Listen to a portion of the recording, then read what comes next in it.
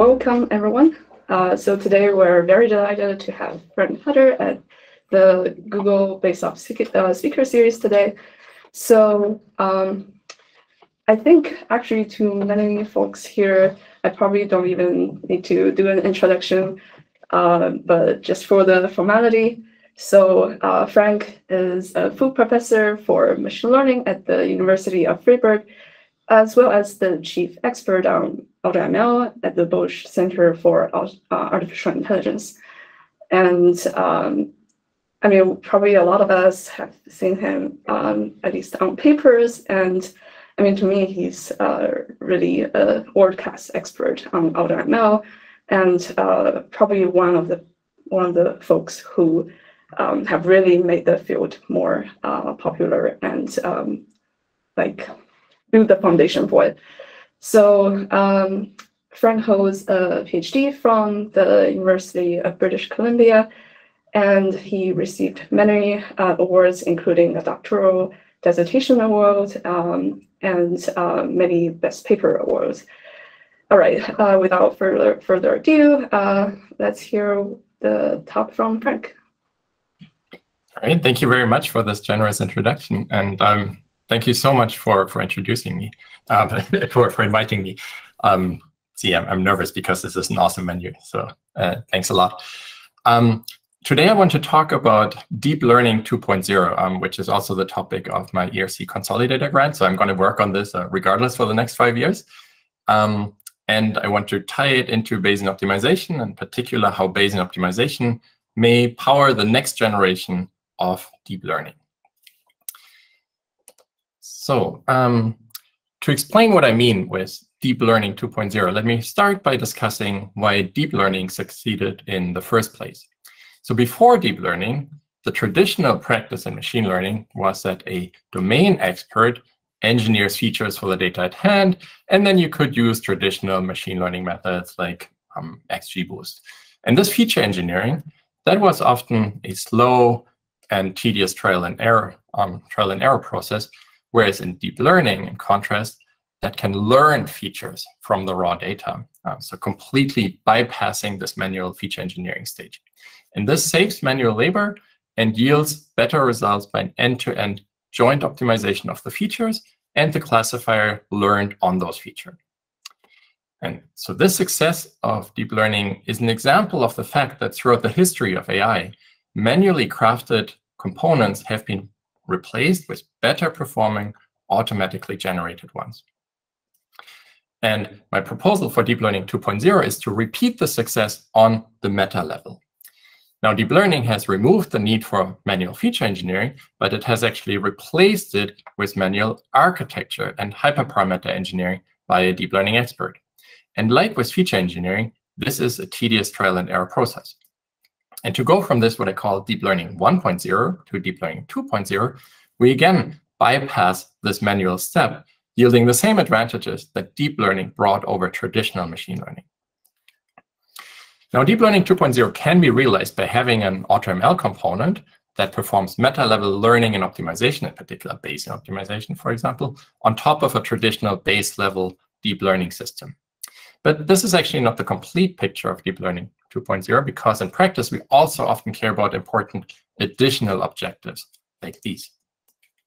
And that's why my vision for Deep Learning 2.0 actually includes that the domain expert enters the picture again, and they can specify objectives that they care about in a particular application. For example, policymakers could specify the right algorithmic fairness criteria in a specific application.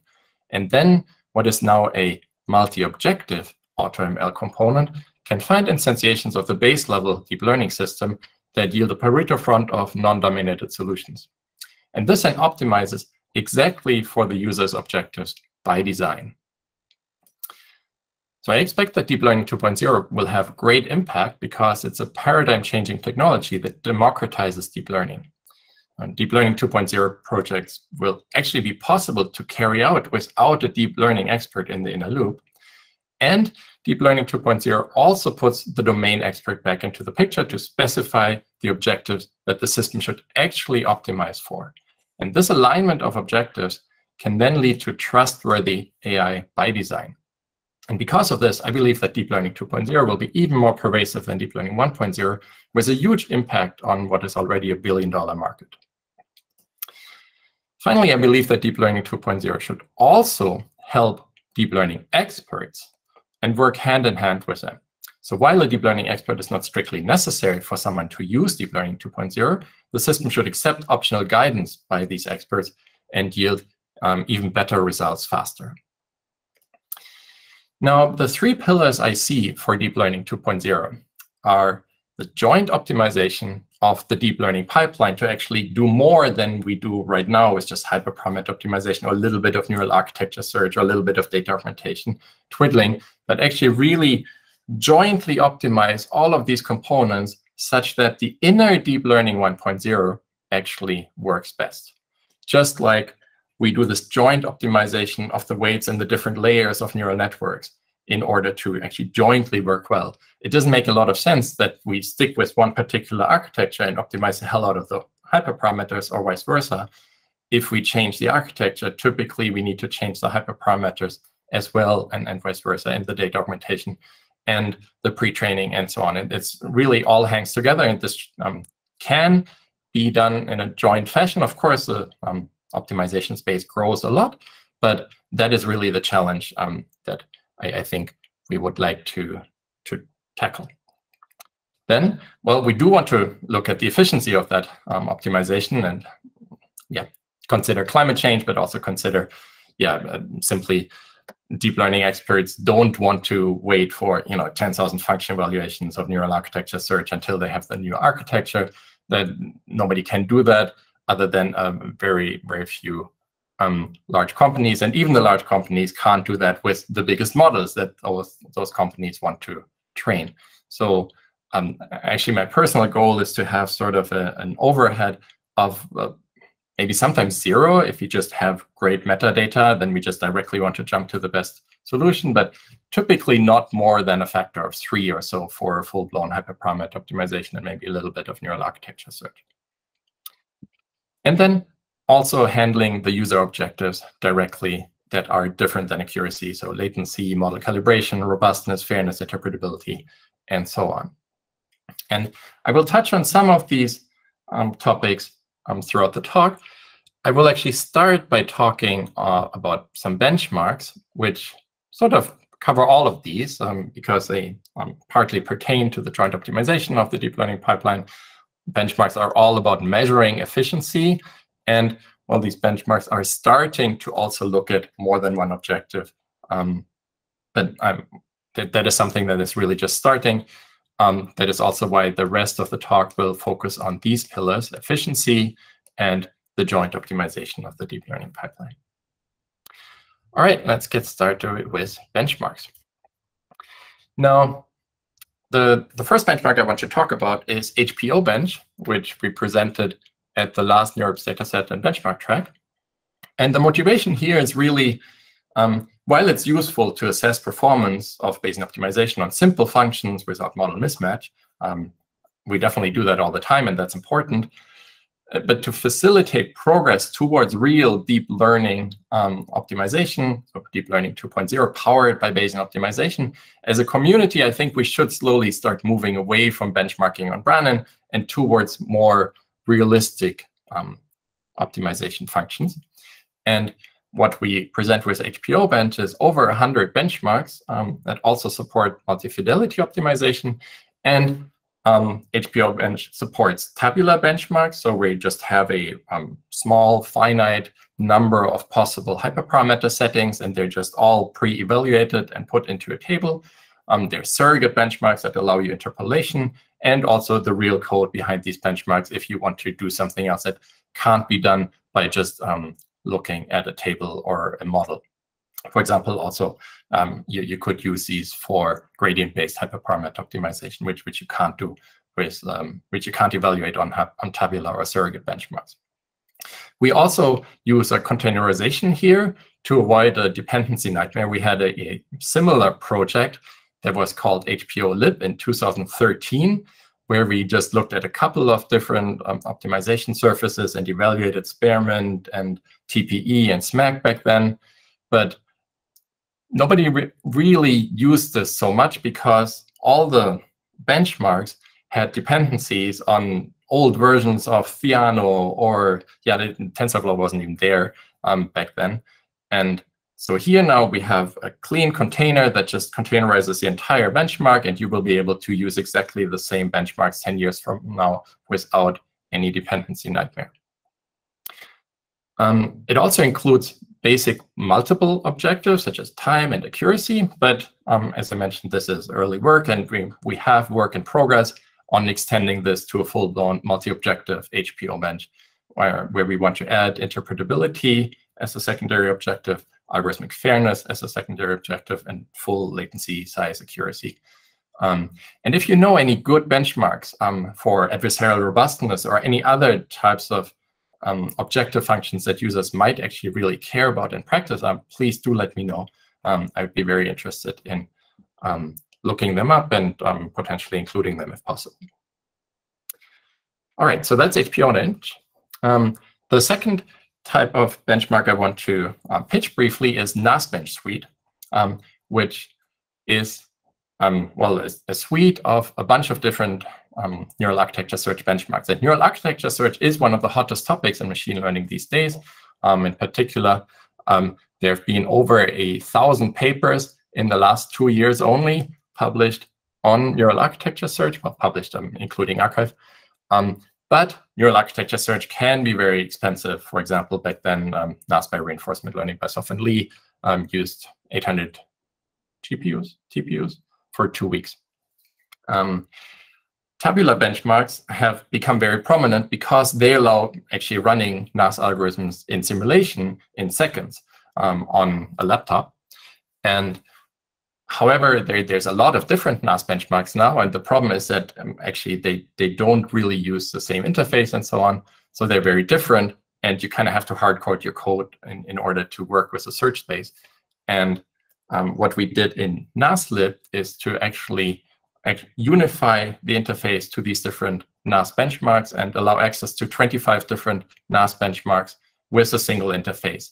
And also many of these benchmarks include secondary objectives such as latency and so on.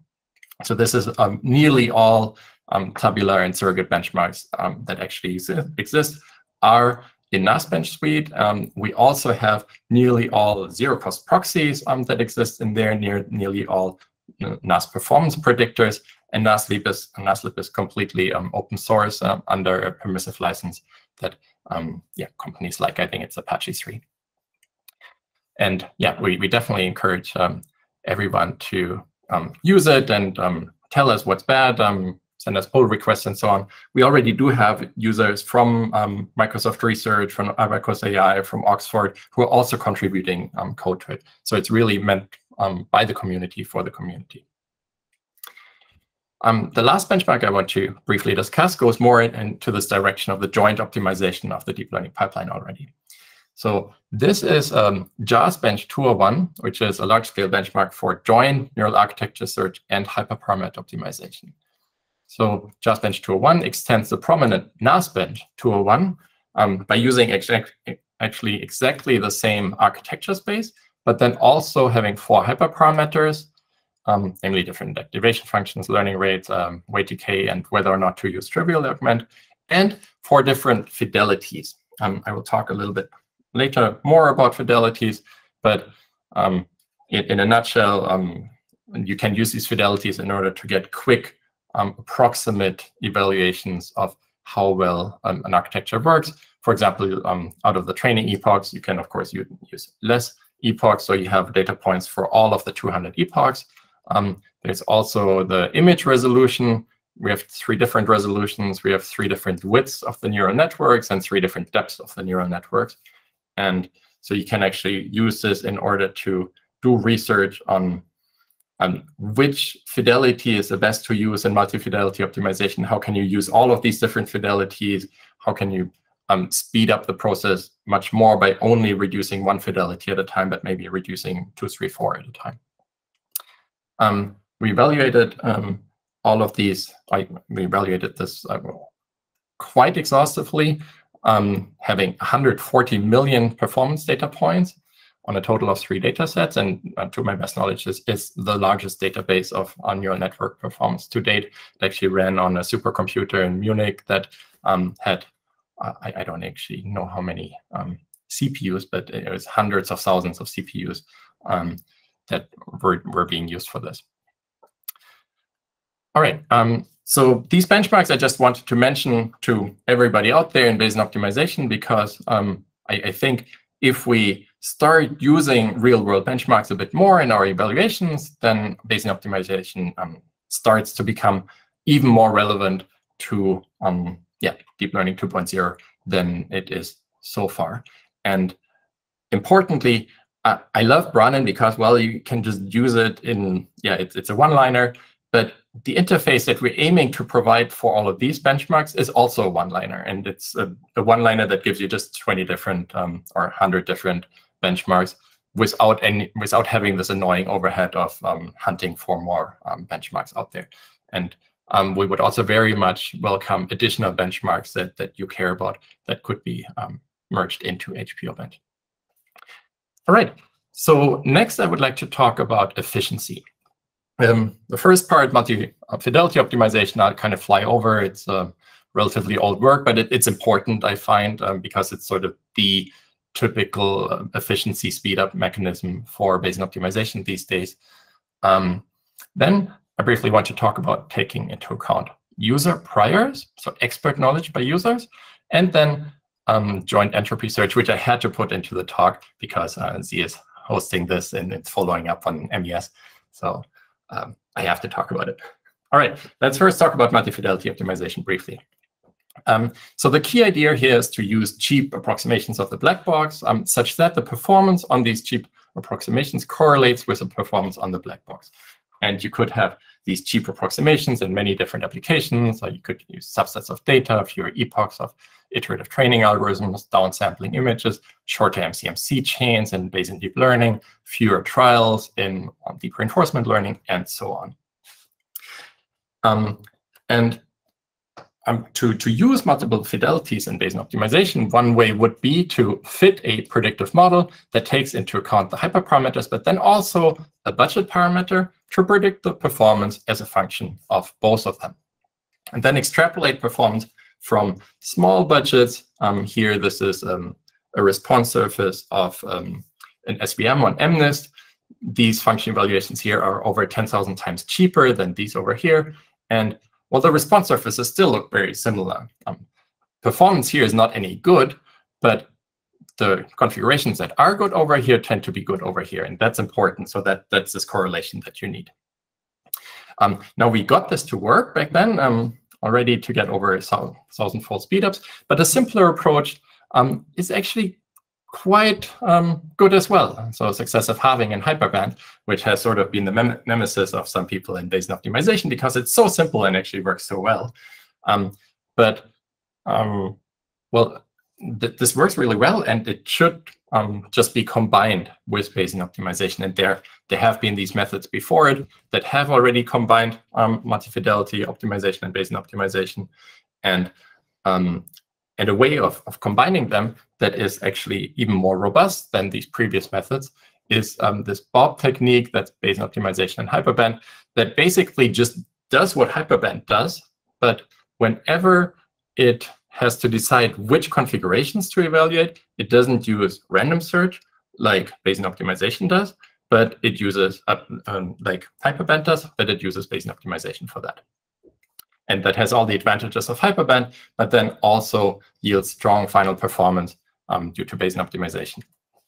And so in a nutshell here, Hyperband versus random search, you have Hyperband in the beginning is much faster than random search, but in the end it's not, because it actually, in the end, also evaluates on the full budget. Bayesian optimization, in contrast, in the beginning is not faster than random search, but later on it's much faster. And you can get the best of both worlds by combining the two to get the same speed up in the beginning. In the beginning, it's exactly as Hyperband, and in the end, it's running Bayesian optimization combined with Hyperband. And you have Bayesian optimization and Hyperband are crossing at some point. If you were to evaluate sort of here, then of course Hyperband would be much better than Bayesian optimization. But if you evaluate here, then Hyperband is worse than Bayesian optimization. All right, so that was multi-fidelity optimization as a flyby, just because it's been one of our workhorses for the last couple of years. Now I'd like to talk about user priors. So this is about integrating expert beliefs into Bayesian optimization. And well, we all know that users of Bayesian optimization often have prior beliefs about where the optimizer of a function might be located. For example, what might be the best learning rate of Adam. I tend to have much better priors about that than what type of performance I could get on a new type of data set. And while Bayesian optimization directly allows users to specify a prior over functions through the kernel function, it doesn't allow us to say, well, this is where I expect the optimizer to be. So it allows priors of the form P of f given x, but not sort of pi of x, which is the probability that x is the optimum. And by allowing this, we actually give users of Bayesian optimization just much more control by saying, well, this is where I think the optimum is. This is where I would evaluate if I was doing manual search. And it can also bridge the gap between manual optimization and Bayesian optimization this way. Now, the simple idea of Pybo is to modify the acquisition function, a of x, to simply become a of x times this user prior, pi of x. And this favors areas with high predicted user beliefs of being optimal. However, if you just do it like this, then this would constantly pay attention to this prior. And if you have a misleading prior, if the user doesn't actually know very well where the optimum lies, then this might mislead the optimization. And so instead of that, we actually take this pi of x to the power of beta divided by t, where t is the iteration count. And so it exponentially goes down. And then you can prove that Pybo, if you use the expected improvement acquisition function, has the same asymptotic convergence as vanilla BO with expected improvement. A great benefit of Pybo is that it requires really minimal changes to the code in BO. So in black, you have the usual code of BO. And in blue, you have the modifications. So in the beginning, in the initial design, we would sample from the prior. And for the acquisition function, now it's alpha here, it's multiplied by this pi of x raised to this power of, oh, sorry, here's beta divided by n, here n is the iteration count. All right, and this very simple function, it's somewhat surprising that this works, but it works really well. And it allows us to get quite substantial speedups over vanilla BO on, well, and we have all kinds of evaluations in the paper, looking at misleading priors, looking at good priors. It works better if there's a good prior, but it doesn't work much worse than Bayesian optimization if there is a misleading prior, and in particular in the limit, it works exactly the same. But also, since this talk is on Deep Learning 2.0, I focused on the deep learning examples in the paper. And here for ImageNet, actually, this is a very small type of ImageNet. This yielded a 12.5-fold speed up to find the same performance. And actually, the performance it found in the end was a new state of the art for this for this data set. But even more importantly, this really bridges a gap to the deep learning expert who would potentially rather use manual search than trust Bayesian optimization, because Bayesian optimization, they might feel Bayesian optimization is too slow or evaluates points that they think have no chance of ever being good, and so on. All right. So that was the user priors, and now the joint entropy search part. So this is probably the most technical part of the talk, but I'm trying to explain information theoretic acquisition functions basically without formulas to go relatively quick and not get lost in notation. So let's try that. So given the Gaussian process, we can compute a distribution over where the maximum lies. So the P of x star given the data, x being this input variable. So here we have a posterior Gaussian process given these observations. And it looks like, well, probably the optimum lies here based on these evaluations. Now, how do you do this? So this can be done by sampling functions from this posterior GP and optimizing them. So here there's 3 functions. This orange one has an optimum there. The green one has an optimum there. And the red one has one there. And you can do that a lot of times and then get these points that give you the optimum input value and the objective value that corresponds to that point. And, well, you can slap a distribution over that to get this distribution in X space.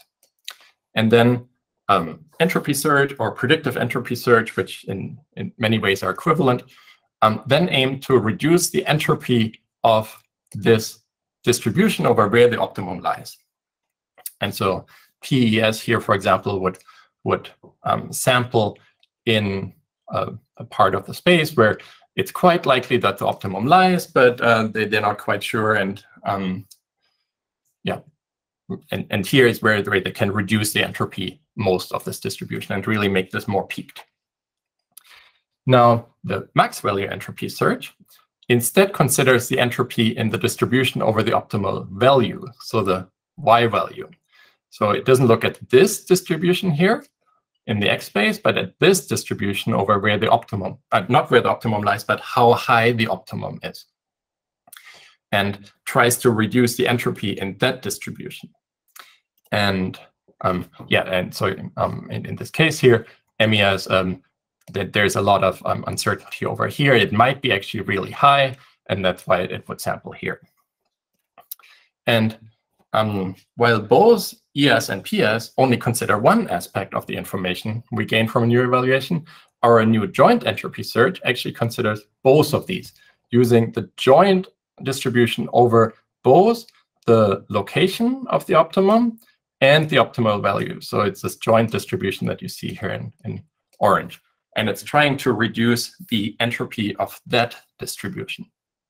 And in this case here, it would sample somewhere where it has a high chance of reducing the entropy both in the X space and in the Y space. So formally, we consider the information between our new sample point and the joint optimum in X and Y space. And it's not Y space, it's really F, the true function, not the noisy function. And so this first term here that is just the entropy we have so far that can be computed in closed form. And the second term we approximate by Monte Carlo sampling of this X star and F star. And the way that is done is we first compute the posterior GPs. We do that in 2 steps. So here we have the prior GP. And then here we have the posterior after conditioning on this X star, F star. And so we condition on this by actually just using standard GP machinery, by just adding this noise-free data point X star, F star that we hallucinated to our GP. So it's just standard update equations using rank 1 updates. And then in a second step, we condition this posterior GP here on knowing that F star is actually the optimum. And in doing so, there's the second step. We have to actually approximate the conditional entropy because, this here is an intractable quantity since our Y is the true function value F plus noise. So while our probability of the function here is a truncated normal, this truncated normal plus this IID Gaussian noise is this skewed thing here. And that's intractable. So we here opt for simplicity and simply approximate this by moment matching with a Gaussian. And then we can compute the conditional entropy, and off we go. So putting it all together, we first sample a set of optima, these orange things. For each of them, we first condition the GP on that sample, then approximate the entropy reduction, average all the entropy reductions, and pick the point X with the largest average entropy reduction. All right, so, and this actually does extremely well. So here we do evaluate on samples from our GP with the right hyperparameters, And we use the same code base, the original MATLAB code base from the ES and PS and MES works, and also just implemented PES in there. And in these evaluations, it does better in both for 2D, 4D, 6D, and 12D GPs. In particular, if we add noise, it does really well with respect to noise. And it also does quite well on toy functions. Here we do see that MES is actually, in the beginning, a bit faster. Then JES catches up. And for the Hartmans, the JES actually works a bit better. And we also evaluated on HPOBench, and there we actually see that, well, once we go to real-world functions, the difference actually goes away a little bit. Here, JES only works better in one of the three cases. And there's actually one detail I shoved under the rug, but I guess it is important, particularly for the real benchmarks. Information theoretic acquisition functions tend to have more of a problem with model mismatch than expected improvement. And I think that's because they think they know where the optimum lies quite well and don't actually evaluate there. And if they were to evaluate there, then they would see, this is actually a really bad point, and could get to refit their GP much better. So in order to actually help these information theoretic functions to do well on problems with model mismatch, we actually, every now and then, I think sort of every 5% or 10% of the cases, actually evaluate at the predicted optimum. And that really helps them to robustify them and to ground them a bit more, and not hallucinate that there's an optimum somewhere that they never evaluate, but it's actually not there. And with that, actually, it worked well on the problems from HPOBench in particular, better than EI, well, in one of the three cases. Without that, all the information theoretic acquisition functions didn't do all that well there. They would just explore all the time, but not exploit enough. All right, so that was the most technical part of the talk. Now I just want to give a few more sort of success stories of actually jointly optimizing parts of the deep learning pipeline. So first, joint NAS and HPO. We have already been doing this since 2015, where we actually optimized Theano with Bayesian optimization using SPEC. We did do joint neural architecture search in a very sort of limited manner, sort of how many layers should we have of the neural network, and how wide should it be. It wasn't the full graph-based neural architecture search, but still architectural hyperparameters we've been optimizing back then. And even in 2015, already won a competition data set against human experts. We've been pushing this further, and nowadays, of course, back then this was just Blackbox optimization. Nowadays it's BOHB. So we use multi-fidelity optimization. We also use meta-learning across data sets. And AutoPyTorch tabular is quite nice for tabular data. We have also looked at joint NAS and HPO in deep reinforcement learning. As we all know, DeepRL is very sensitive to its hyperparameters. And what we did in this paper back then is to actually look at both the neural architecture of a DeepRL agent, including some convolutional components, including some recurrent components, and the hyperparameters, but also the even the formulation of the MDP. So it's not, here's an MDP, let's solve this, but I want to solve a problem, and I formulate this as a reinforcement learning problem. I formulate an MDP in order to solve my problem, and if I formulate the MDP differently, I might actually solve the problem better. And so we also optimized that, and all of that such that the inner DeepRL run would yield the best performance.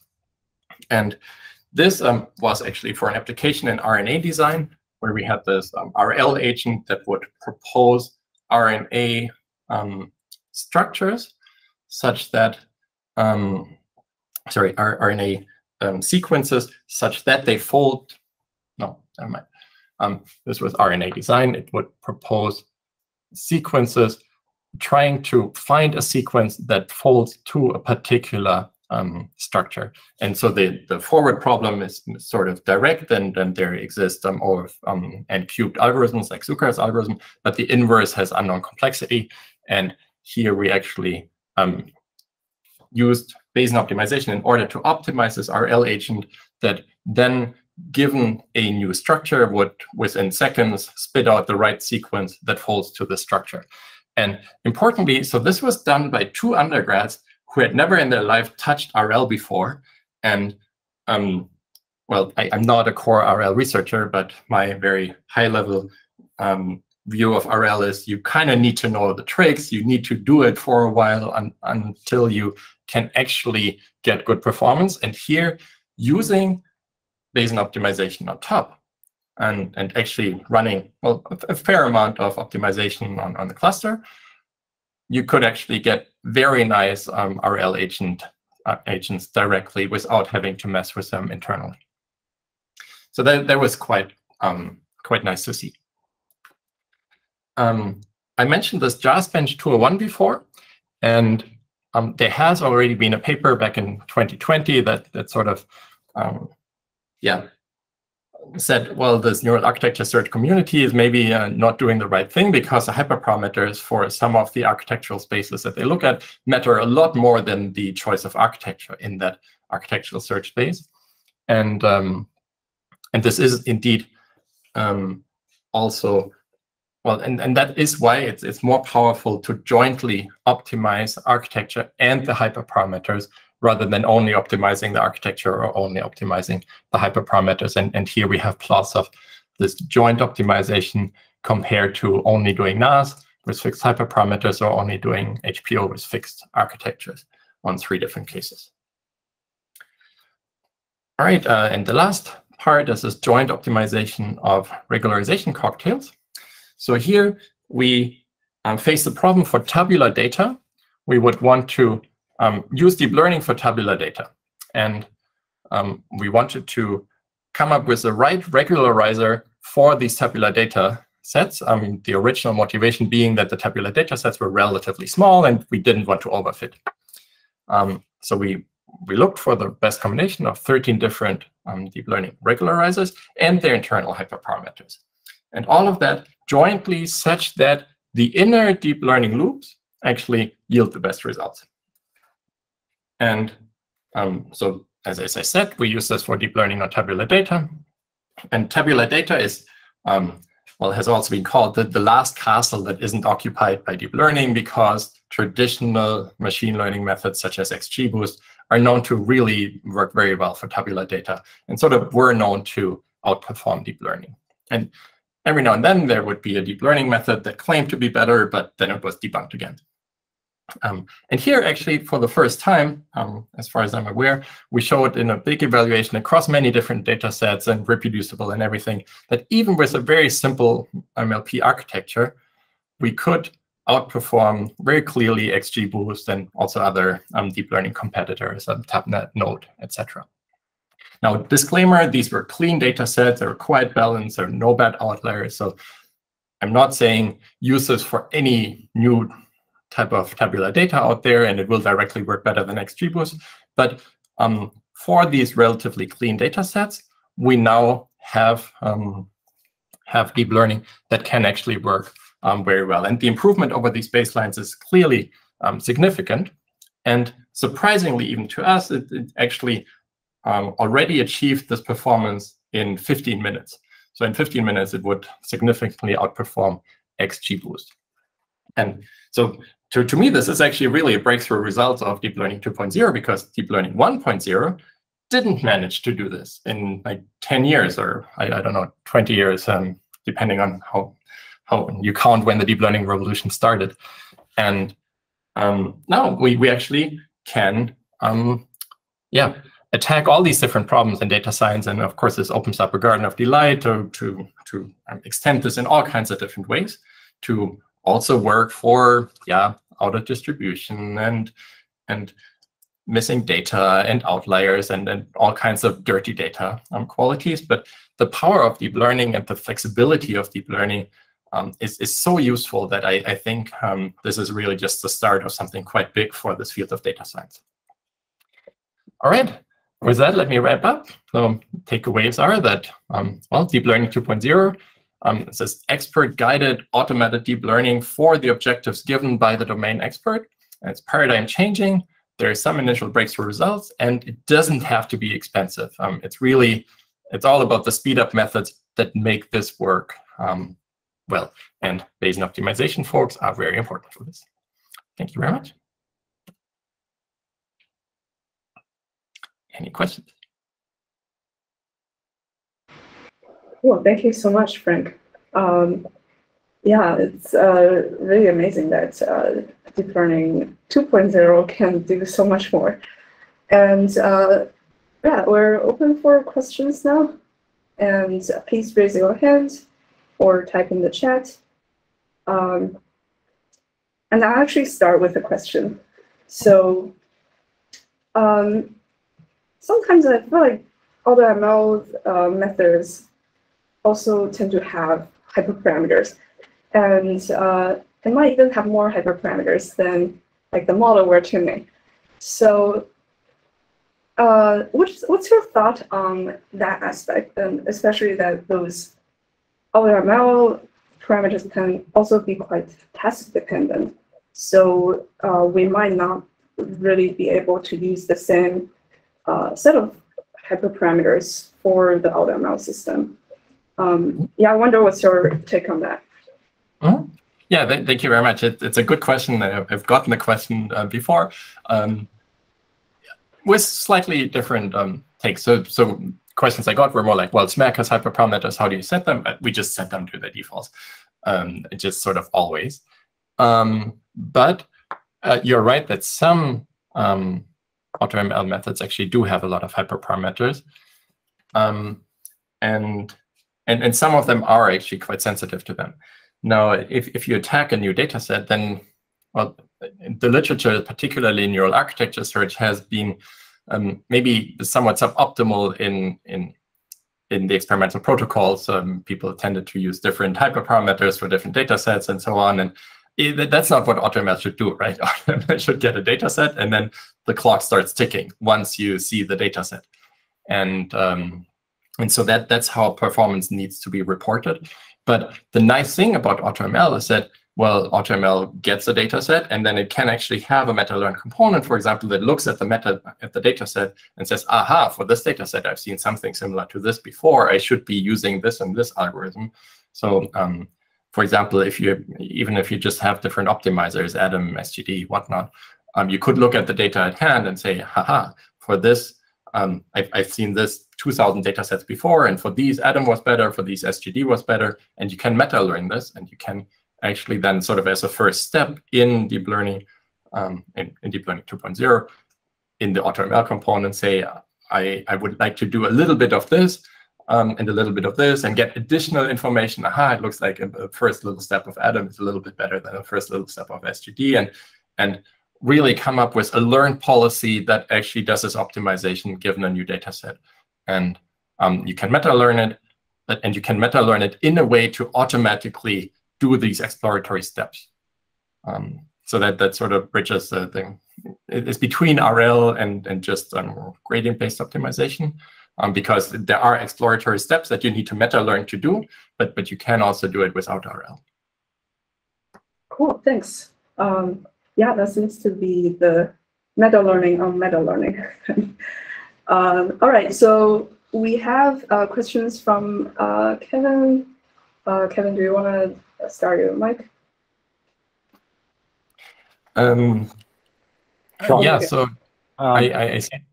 Okay, go ahead. Nice. Hi, Frank. Hey. Okay, well, okay, I'll read the question. So you mentioned GPs a lot. What do you think of BNNs as an alternative for use inside the BO loop? Very good question. We had this paper a while back on Bayesian neural nets as a for robust Bayesian optimization. back then, I totally thought, okay, this is going to revolutionize everything. Everybody's going to use Bayesian neural nets. Somehow in my group, it didn't catch up because actually it was still kind of sensitive to hyperparameters, learning rates, and so on. I think some years have gone by. I think this would be different now, in particular if you meta-learn the neural network properly. And of course, we have this paper on PFNs, and they are meta-learned to resemble GPs, for example. And when we meta-learned them to resemble Bayesian neural networks and to do posterior inference in Bayesian neural networks, that was actually better than doing posterior inference in GPs because the model mismatch is smaller and so on, because Bayesian neural networks are just much more powerful. I think back then they were just not regularized well enough, and they weren't approximated well enough. And now I think that it is also going to change. And Yuchan is in the call. He has really nice work following up on PFNs and combining it with Bayesian optimization. So I think that is definitely a super promising direction.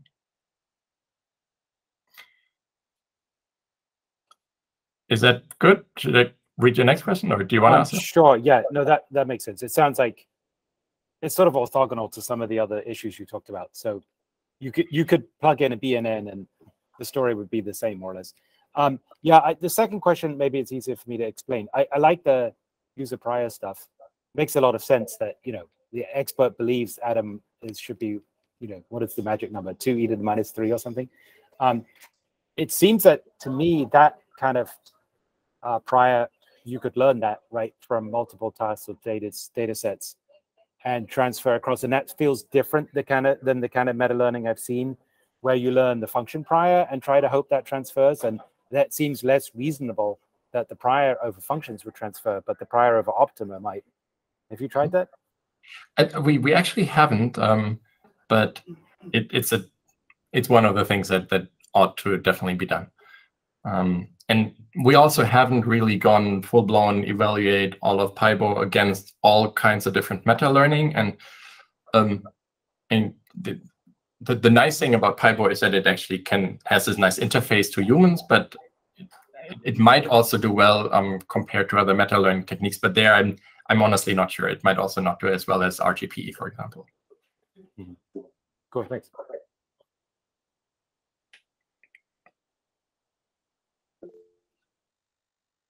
Zubin? Thanks. Great talk, Frank. How do you think this deep learning 2.0 framework interacts with the era of very large models? So, what do we do when, we are actually trying to optimize these, more modern, very large models that are used in language, vision, and other tasks? Yeah, absolutely. Very good question. I think I have two answers to it. The first is, well, you need to train these models somehow, and you need to fit the hyperparameters. And I think the way that the hyperparameters are being optimized is maybe not perfect. There has been this really nice work on Tensor Program 5 that is very much like multi-fidelity and showing that one particular type of multi-fidelity might actually work very well there. But it doesn't work for some other types of hyperparameters, so we're definitely not there yet.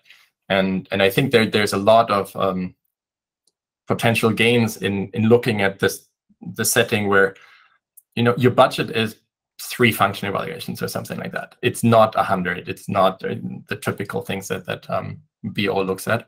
But really, you have, for example, for big transformers, you have so many different ways in which you can scale them down. You have all the different hidden dimensions. You have the number of stacks. You have also number of data points that you train it on. There's a lot of ways in which you could make it a lot cheaper, and which of these correlate well with the large models and which don't. That is something that should be learnable. And if you just scale down a lot and then learn to predict in which directions you get nice extrapolation, then it ought to be possible to do the hyperparameter optimization maybe even in a time that's less than a full function evaluation. So where you never evaluate the full model and then evaluate the full model, and it hopefully is then much better than before. But there's also this question of, well, these models were trained for a certain amount of time. Should you train that longer, or should you choose a different hyperparameter and train that longer? And so it's this exploration-exploitation trade-off that is so far quite poorly understood, I think, and quite poorly researched. Yeah, I mean, my intuition is that there are enormous inefficiencies in how these models are, how the hyperparameters are chosen and how they're trained, right? But then there's also the challenge of, on these large models with large data sets, you can't afford to fully evaluate things. And so you do have to deploy, it feels like you have to deploy some sort of generalization across many different training runs or multi-fidelity type approaches to do this properly. Another answer to the question is, well, there's also this other whole big crowd that can't train big networks themselves, but that wants to use them.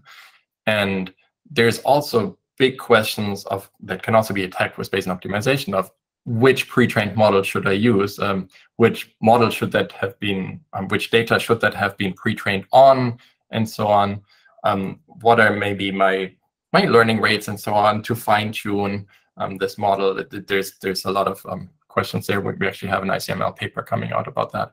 That's yeah, sort of in a zero-cost manner looks at which is a pre-trained model to pick and how to optimize its hyperparameters to just get going right away without being able to actually retrain these models from scratch. And then a bunch of stuff that I haven't talked about in the data augmentation pipeline, in the SSL pipeline. There's so many hyperparameters that could be optimized. You could think of neural networks that are the SSL mechanism that basically generate SSL tasks, and those could be meta-learned. There's a lot to be done. And I think so far everything is done very manually there. And again, throughout the history of AI, the manual solutions didn't really stick. Thanks.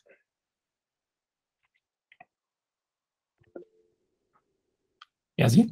Yeah, so I actually have a follow-up question on that. So you mentioned about the meta-learning for the AutoML approaches. So I wonder, like, when your group or you are doing this, have you observed any transferability from like smaller models to larger models, and how far it can go? We haven't done a whole lot of multi-fidelity evaluations with smaller models and larger models. We do want to do that, but sort of what we call large models, you would kind of laugh at because we can't go that large. So maybe that is something that we could do together. I'd love to. That's good. All right, we have a question from Jasper. Hey, Frank, thanks so much for the talk. To follow on this thread, in discussions with like Ilya Sutskever, he says that when they train these deep models, they often stop a checkpoint and then spray out a bunch of different hyperparameters and see which does the best and let that run. And then if that seems like it's not training anymore, stop it and rinse and repeat, which seems like a disaster for modeling. I'm curious if you have thoughts on how to approach that. Yeah, so it's I mean that's very much like population-based training, right? And so that starts to feel a bit more RL-ish. And we actually just we submitted a paper to this year's datasets and benchmark track on an auto RL benchmark that actually models what is the performance if I first train with this hyperparameter, then change to a different hyperparameter, then change to a third hyperparameter. It's a very small benchmark so far because, well, it's very expensive, but it's starting to go in that direction. And again, one could potentially meta-learn all this. We call this dynamic algorithm configuration, where we change the hyperparameters over time. You could meta-learn these over different data sets. You could meta-learn over over different instances. So we've actually done this sort of in the realm of where I did some work way back then on combinatorial optimization, SAT solving, AI planning, and so on, where we learned across different instances to learn, okay, for this type of instance, I need to cool down this particular hyperparameter, or this heuristic in the beginning, I should be using this heuristic, and later on, I should be using this heuristic. There's some work there, but yeah, especially for benchmarking, it's very hard. So tabular benchmark, it's gonna be tough. And we have one, but it's tiny. Doing something like that in bigger scale would be very nice. And this is just for RL so far, but the same actually population-based training can be just used for deep learning, and apparently is being used by Ilya et al. And it's actually, yeah, it can work quite well. It could also be disastrous if you just started with a bad hyperparameter setting, and you can never go back. So that's my big pet peeve with population-based training. Sort of in the worst case, it can be horrible. But in practice, it tends to do quite well. It's just not one run. I would not call it one run, because it's one run on 1,000 workers.